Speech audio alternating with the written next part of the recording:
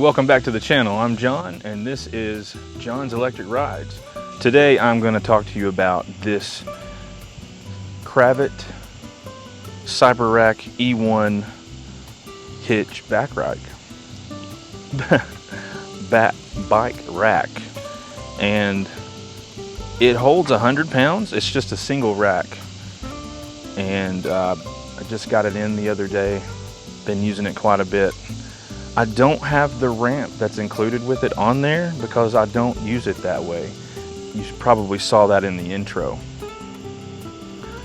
But I just wanted to give you a brief overview of it. It will fit, I believe, up to a 4-inch tire. I think it says 5-inch tire, so I'm not really sure. I have an aventon level, so it's a pretty thin tire, so it's not a big deal to use that at all. But it's got these straps that are really good, and it holds it in tight.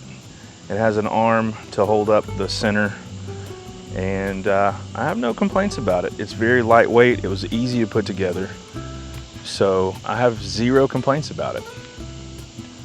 Wonderful budget type rack. Hey, if you like this kind of content, please like and subscribe to my channel, John's Electric Rides, and I'll see you on the next ride.